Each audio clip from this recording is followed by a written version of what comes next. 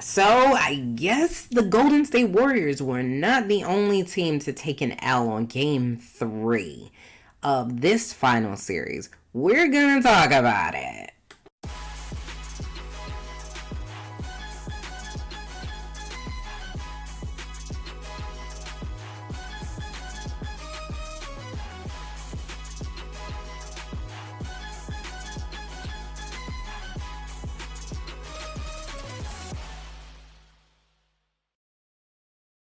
Hey, welcome back to another episode of Millennials Anonymous. It's Lise Winnie here back again, just like I said that I would be. And before I go on, I want to say happy Pride Month. I'm a little late because it's like, the 10th or something like that. I'm a little late, but happy Pride Month. I do have on my Pride shirt. I'm not a part of the LGBTQI community, but I definitely support.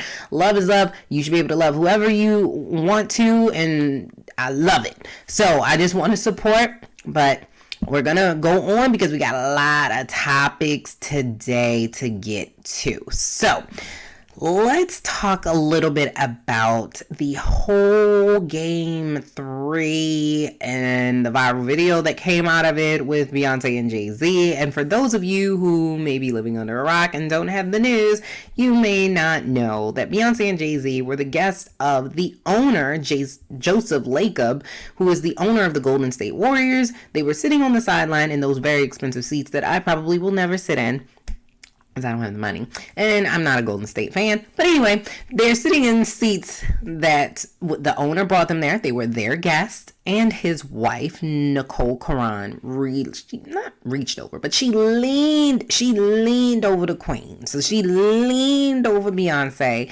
to get a drink order from Jay-Z. So she was getting, I guess, the drink order for both Beyonce and Jay-Z from Jay-Z, and Beyonce kind of made a face and she moved away. So caused a whole lot of uproar. Now, I think that it went a little overboard. The Beehive since ran her off of Twitter and Instagram, basically calling her all kinds of names, saying you should kill yourself, putting bees in her comments. It was bad. So I think that there's levels to the Beehive, because I want to say this before I move on, because I said I'm in the Beehive, but I'm not like that in the Beehive. So there's levels. There's like the platinum membership. That's I'm like go hard. I believe that I am Beyonce's protector, and I'm going to run people off of Twitter and Instagram and all of that. Then they have like a silver, and like a gold. Well, under the platinum, they have gold and then silver and then bronze. I'm like in between the bronze and the silver. Like, I buy the products. I've been rocking with her since Destiny's Child. I pretty much grew up with her. I'm younger. I'm a couple years younger, but we're both in our 30s. And, we're both moms. I love her clothes, her hair, and I think she's amazing. She's one of the best entertainers of all time. But I know she's grown. So I'm not about to jump on anybody's Instagram to defend Beyonce and her relationship with Jay-Z. Never. So just with that being said, I love her music and I love her as the entertainer, because I don't know her personally. But I'm not about to go crazy. And so basically, the Beehive got checked because Beyonce, she went to her publicist and said, hey, look, honey, we need to do something because they just going a little crazy now, and we got to nip this in the bud. We want to get invited back to the game. We ain't had to pay for them tickets. Listen, we ain't pay for them drinks. We ain't pay for that food. I was eating, chicken fingers and everything, and it was all free. We don't want to lose that. So go on out there and tell them people to calm down, and I love them.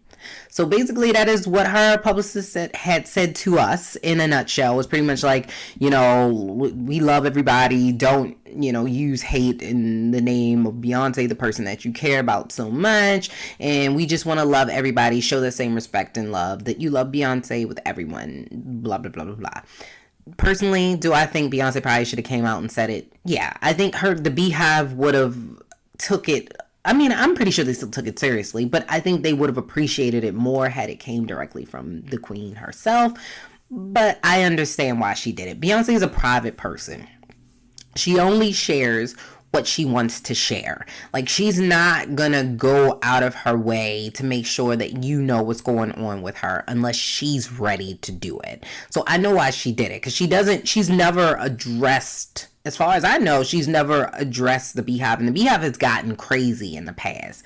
Like, they have done and said to the point where some people are like, okay, is this a cult? Like, what's going on here? And, you know, some people don't even like Beyonce just because they don't like her fans. So, you know, the Beehive is the Beehive. But I think they would have appreciated more. With that being said, I think that it got taken way out of context. I don't think that that lady in any way, shape, or form was trying to hit on Jay-Z.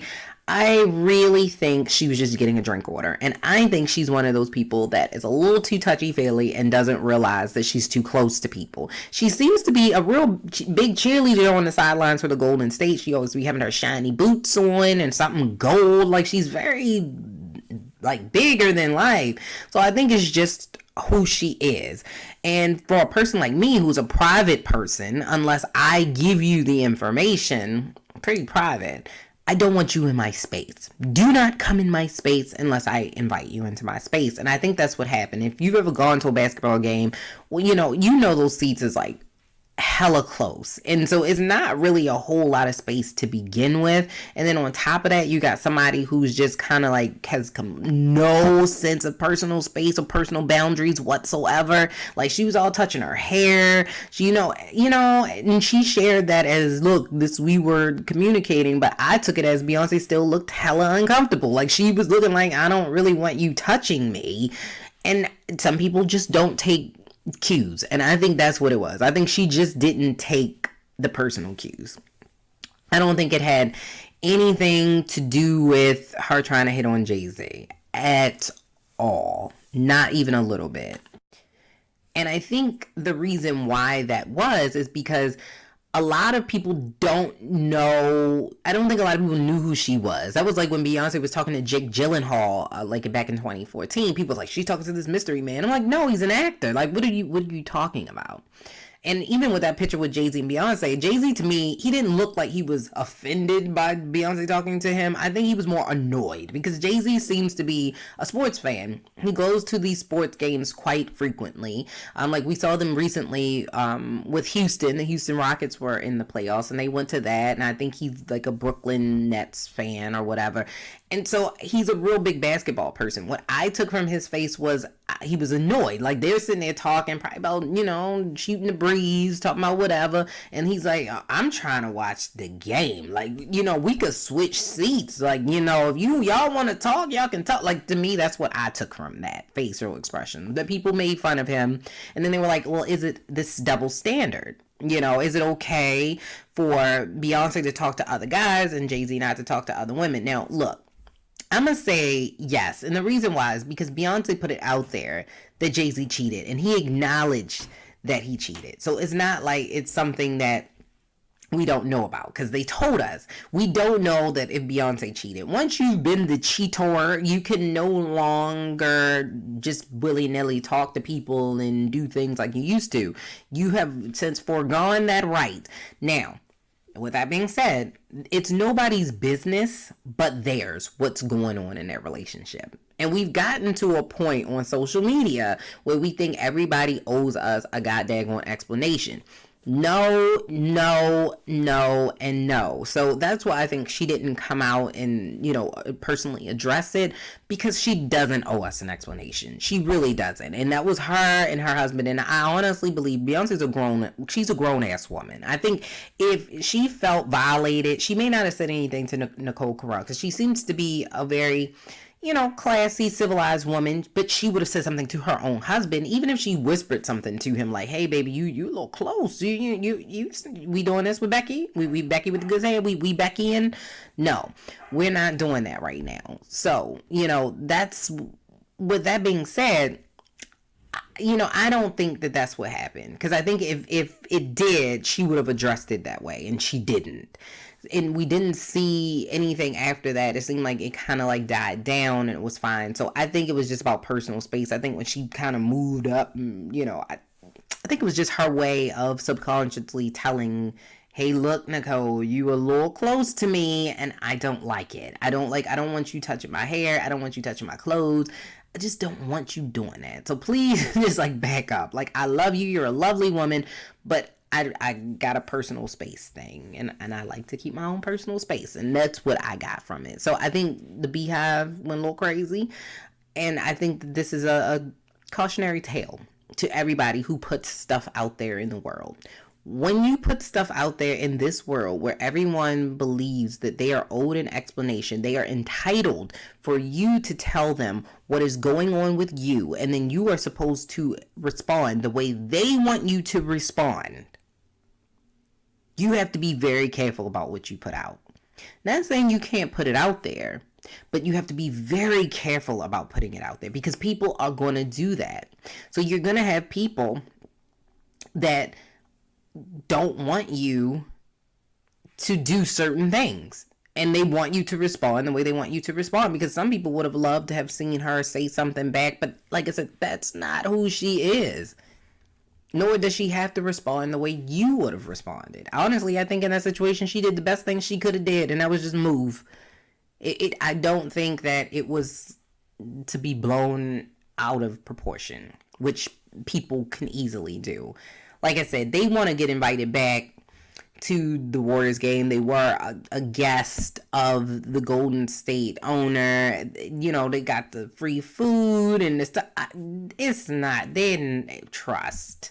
They will be back, and you will see them go out with them at some point. Like, don't get involved in other people's situations. And that's another thing that we definitely need to focus on. We need to focus on us and worrying about what's going on with us, and stop worrying about and projecting our issues onto other people and other people's relationships, because that's problematic in and of itself. And since we're talking about putting your business out there and, you know, cheating and everything, let's keep the party going, everybody, and let's talk about micro cheating. So there was an article that came out in Times Magazine. It actually came out a little while ago, but it came up again because I seen it was like a story or something that came out about relationships, and about how, I guess, relationships are not as, I'm not gonna say strong, but they've changed, right? In the dynamic of what they are. Although the divorce rate is down, despite what people tell you, the divorce rate is down. It might be, listen, it's probably the cost of student loans that got that divorce rate down, or maybe it's because, like, even with the university, I'm in Maryland, the University of Maryland medical system is seeking rate heights, you know, even above like standard, like rate heights in just in services that they're charging people, which nobody's looking at. Relationships, people got to stay together because they don't have the money. You know what I mean? So with healthcare and kids and all that, you got to stay together now. But the dynamics have changed, and I think it's just changed because we got stuff like social media. You can track your spouse now on their phone. You know, where's my iPhone? And stuff like that. So there's different things. So we need this constant contact and communications, because we don't know anything else but that. So now we are in relationships where we constantly have to be in interaction with each other. And if you're not in interaction with me, you must be cheating. It's a lot, you know. So it really has changed the dynamic. And then we also have changed as people. So, you know, we're not, the communication skills are not great anymore. Like we don't do a lot of the face-to-face talking and communicating. We usually communicate through device.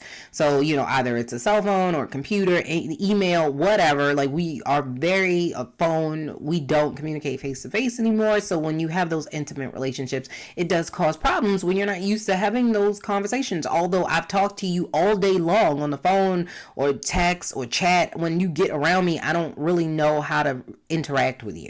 You know, like we're sitting here, but we're both on our phone. Like we're not talking to each other. We're talking on our phone, or we're watching videos or something like that. Like we don't have that intimacy. Like we're in a relationship, but it's not an intimate relationship. And by intimate, I don't mean sexual, just intimate. So there's a lack of intimacy. But one of the things that came out was micro cheating. And I was like, well, okay, what is that? This means that you didn't go the whole way. Like you went, what is a micro cheat? And so basically what they were saying, that it's a set of behaviors that are flirtatious in nature. So I was like, okay, which can be problematic in the sense that I don't think you can necessarily consider something cheating that's very small if you've not talked about it. So it would be very hard for you to say, oh, well, and this is something that's happening. They said it in the article. It was like, how can you say that somebody is like cheating on you because they're liking somebody's Instagram picture when you've not discussed that as being unacceptable or cheating? That's different. Now, if they're like, pleasuring themselves off of these pictures on Instagram, that's something different. That's a whole nother ball game that you going down in a whole nother world. But I think you have to talk about those things. It's very hard to me to consider, the things that they were saying in there was being on Twitter, and just kind of testing the market to see if you still got it. Do people still like you? They were saying that was considered micro cheating to couples. Liking Instagram posts of the opposite sex could be seen as a micro cheat. I guess like flirting with people can be seen as a micro cheat. Sexting could be seen as a micro cheat. Now, to me, that is not a micro cheat. That is a cheat, because if you're going to send somebody a sexually explicit text message, what kind of background and relationship do you have to have? Because you usually have to have some context in that. Like, you're not just going to send somebody a random picture of you, like, or a text about something sexual without knowing them in that manner. So to me, yes, because something had to initiate that conversation. I would consider that that's a full cheat. That's not a micro cheat. That's a full cheat. But doing little things like that are considered micro cheating. And the article was pretty much asking, is this becoming a problem in relationships? Is it changing the dynamic of relationships? And like I said before, the nature of relationships have changed just in general. So I don't think it's necessarily changed as far as with the micro cheating and the little things here and there. I think the access has changed. I think how we communicate with one another has changed, because like I said, we had, like, our grandparents, they didn't see each other. Some of them didn't see each other for weeks. Like, they gotta go all the way over there and come back and all this jazz, and they were okay not talking to each other and seeing each other. And they was like, oh, well, you didn't like my post today. Like, they weren't doing that. Like, they didn't need the constant validation that we need today. So I think that the micro cheat comes up just because we've changed as people. Do I think that it is causing bigger problems in relationships? Maybe, because now that we have the phone, it seems like you're going to look at the phone. You're going to see what your spouse is doing. You want to see who your spouse is talking to. Social media has caused that. I watch Divorce Court. I'm a big fan of Divorce Court. And one of the biggest things that comes up all the time is social media. Oh, I saw him like so-and-so's posts, and he was sending a DM, and he was doing this, and he posts pictures of himself, and it just causes problems. So I don't think it's the micro cheating that's causing problems. I think it's the access to the technology that's causing the problems, which has changed the dynamic and how we communicate with each other. That's just me. But I would love to hear what you think about micro cheating and what you consider cheating. Do you consider, being on Instagram and commenting on people's pages or putting the heart emojis, is that cheating to you? Would you consider if your spouse was kind of flirting with the waitress, is that cheating to you? Like, what would you consider as cheating that's not actual intercourse? Because pretty much with them, anything that wasn't intercourse was like micro cheating. Just a fancy word to say you doing something you probably shouldn't. That's it. And here's what I'll say about that. If you're hiding something from your spouse and you don't want your spouse to see it, 9 out of 10, you shouldn't be doing that. Just use that as a rule of thumb. Just use it as a rule of thumb. Just know, if you're doing something you don't want your spouse to see, you probably shouldn't be doing it. Just know that. Yeah. So Father's Day is coming up, and happy Father's Day to all of the dads out there that are doing all the most. Like, happy Father's Day to you. Father's Day is coming up. And so the comment was made. It's always made. I think every comedian on earth, major comedian, has made a joke about Father's Day being kind of and nobody really cares about it.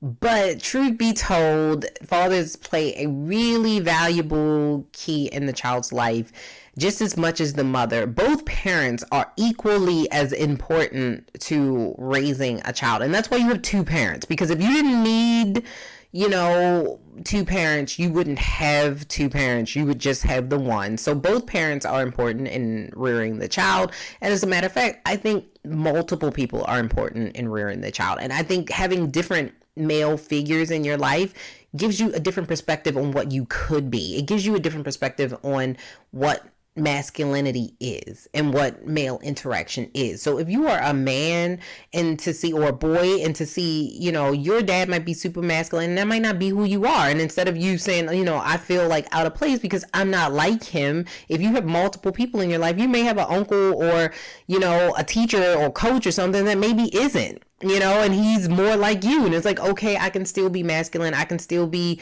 a man just in a different way. So I like the fact that having male role models, active male role models in your life helps you with that. And as a woman, it helps you interact because your first interaction with men is your dad in most cases. And so if you don't have that active relationship, you're going to have a really, a hard time communicating with men and building that relationship with men over time.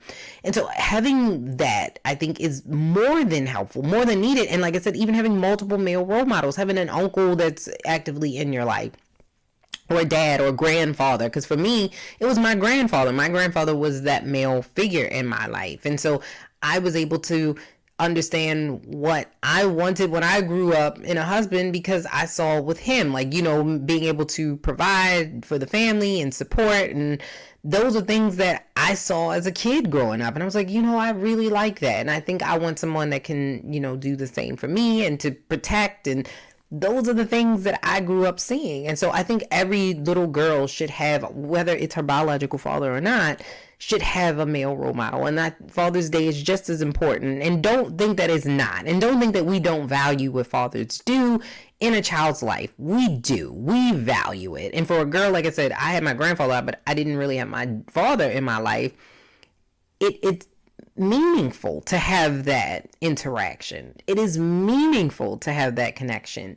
So we don't not value it. Now, I think from the standpoint of a marketing standpoint, I think is where a lot of men get hung up on, like, hey, we don't get the same shine that mothers do. And it's just because women are easier to market to because we're more likely to purchase stuff. And so the stuff that we are going to purchase usually is also a little less expensive than the big things that men buy. And so that's like with Valentine's Day. When you see chocolate and jewelry, and not saying that men don't like chocolate and jewelry, but like those are things like chocolate jewelry, lingerie, engagement rings, stuff like that. Things that are more geared towards women. They're more associated with things that women would want or women would buy. Not necessarily saying that it's true, but from a marketing standpoint, that is what they do. They market to women, and women are the consumer. So that's why Mother's Day is such a big holiday, because you can sell stuff to mom. Like, hey, you want this teddy bear you're never gonna use ever? Are you buying dad a teddy bear? Probably not. So, the different things that you try to sell is different. So now, with dads, they lump them in with grads. So it's usually grads and dads.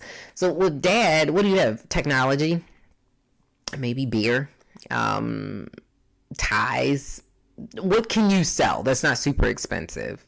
So, and even with technology, that's expensive. What phones cost $1,000 now? Like, it's just cheaper. So you're more likely to get people to go out and buy for this one time a year, somebody to buy something for $30, $40, $50 as opposed to $1,000. So that's why, dads, it's not that we don't care about you. It's just that from a marketing standpoint, we just can't market to you like that because we can't be affording y'all. Y'all a little... Listen, y'all expensive, okay? Despite what anybody's saying, they say women spend more money and all this stuff. So men are more expensive to shop for. Men are harder to shop for because you have to get that specific dude. Like you can't just get like with mommy, you can just get mommy some roses and some candy and gone about the day. Mommy, oh, I love it. It's so nice. But dad, what you buying, daddy? You know what I mean? So it's like, it's different. So that's why I think that dads don't get the shine, because you're just not as marketable too, because first of all, you got to know that specific dad. You got to know what you want. And men don't usually, they're not as vocal about what, like, items. Like, I really, really want a new watch. I really, really want a new wallet. I really want some new tools. I really want some new shoes. Like, men are not like that. They're not going to tell you that. And even if you ask them, they're like, I don't really want nothing. I don't really want nothing. So, it's just harder to market. And some of the stuff that y'all do want as dads and men, we can't get it from a store. So as kids, we can't really get it for you. You know what I mean? So that's for you to talk to mom about, not us. Sorry. But we love you just the same. And like I said, dads are just as important. I think I just so happened to be looking at something on social media, and it was a guy, and he was having some issues with his baby's mother, and he wasn't able to see the kid. And so then it was this whole thing that was going on about, saying how dads aren't as important because the court system doesn't see dads as important. But that doesn't matter. Dads are super important. Whether you are with the child's mother or not, you need to be in your child's life. The child needs to know. Like, if you're in a situation like that where you can't see your kid, try your hardest to see the child and do all of that. Cross all your T's and dot your I's. Not saying it's going to be easy, but I would much rather, as a kid, like I said, that didn't grow up with their father, for him to have come to me and say, hey, I tried everything. Not, I didn't know where you were. It's like, I tried everything. I went to court. It didn't work out, but I went to court to see you. I did this so that I could try to see you. And so, so you're super important. Please continue to try to see your kid, because at the end of the day, being a dad is about being with your child or being with your children. It has nothing to do with your child's mother at all. It is the relationship that you're building with that child. It builds confidence. It builds, exposure to new experiences. It helps the child to better develop. And especially if it's a male child, it helps them better understand, masculinity and what that means, and that you don't have to all be one way. You can, if you don't like this, that's okay. Everybody doesn't fit in one box. So having a dad around helps with that, because, your mother can tell you that, but when it's coming from a man that's saying, it's okay if you don't like doing that, that's fine. Hey, you love it. I love it. So I think that really helps. And then to show that it's okay to have feelings, and it's okay to cry, and it's okay to show emotion, and having a man around, a woman can show you that. But I think when sometimes, especially as a woman, seeing a man cry, because if you've never seen that growing up, because you didn't have a dad around, you're not going to know what that looks like. If you have a boyfriend or husband and you're going to be like, oh, I don't like that, it's not what men do. Yeah, it is. Men have emotions too, and at no point you should ever be telling a little boys don't cry if they hurt themselves. If it hurt, you better let out some. That's okay. You creating a sociopath. You better let that little boy cry. It's okay.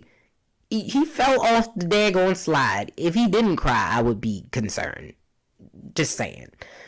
But if you don't see it, you don't know what it means. You don't know how to interact with a man, and that is okay that he shows emotion, and vice versa. If you're a little boy and you have people telling you can't cry, and but if your dad says it's okay, if you hurt, that's okay. And to show comfort, and actually have a man come around and comfort. Because for boys and girls to see, with a girl who is in a relationship with men, to see that a man is supposed to comfort you, love you, protect you, not hurt you, not lie to you, not be super aggressive all the time. That does not make you masculine in any way. And for a boy to see that, it's okay for men to show emotion to each other.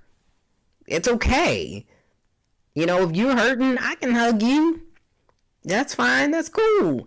So dads, they play a vital role in the child's life. And I think every child needs to have a male role model or male figure in their life. It doesn't necessarily have to be biological dad. Like I said, it could be granddad. It could be stepdad. It could be a coach. It could be whomever. Of course, watch when you got. I'm not saying just any random person off the street, but you get what I'm saying. You need to have male role models in your life. And I think you need multiple male role models, just like you need multiple female role models, because you get a different perspective. You get to see people that are like you, people that are different from you, and that it's okay to be outside of the box. So I think you need it. So happy Father's Day. Now, and like I'm saying, I'm telling you, you are super important. Your holiday is super important because we appreciate what you do. And like I said, a lot of the times, another reason why you don't get to shine is because the things that dads have done historically in the past that are associated with dads are associated with things that we take for granted, right? Like dads were the financial people, especially back in the day. They brought in the money. So we assume like things like the lights would come on when we were home. We assumed that the house would open with the key and we would be able to go in there. We assumed that we would have food to eat. Those are things that we just took for granted. So sometimes we do take dads for granted. If you've had a male role model or male figure in your life, sometimes those are things that you take for granted. Like my grandfather made sure that our Christmases was bomb. And I always took it for granted. That was just something that kids had. That was just something that I was supposed to get. And no, it was not. It wasn't. He just worked his butt off to make sure that he was able to provide that to us. It's not what was supposed to happen, but we took it for granted. And so those are the things that we don't always appreciate. Because like I said, mom's stuff is in your face. Like, oh, you got a boo-boo and you wiping tears and boogies and all that other stuff. So you see it. But sometimes dads don't always get to shine because the things that dads do, we take for granted. So I just want to say that we do appreciate all the dads out there, especially if you doing the daggone thing. Trust me, sometimes we as kids, we may not say thank you, and we may not say be as appreciative all the time, but we do appreciate it, and we do love you, and we want you to know how super special you are and how happy we are to have dads. Yay. So let's move on to something else. Now, I'm not knocking y'all, but I'm just saying, we moving on. So this has been Lise Winnie with another episode of Millennials Anonymous. You can reach me at lisa@lisewinnie.com, and you see it on the screen. I'm showing you right now. It's right down there. So you can reach me if you have a topic and you want to talk about it. Please reach out to me. And if you are doing something amazing, like you have a business and you're like, hey, I want to be marketed, I want to show everybody what I'm doing, you can also send me an email and we will get back to you.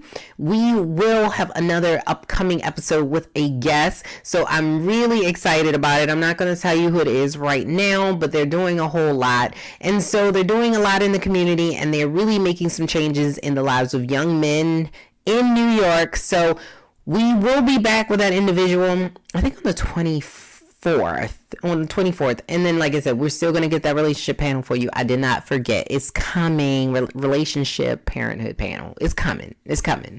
Bye.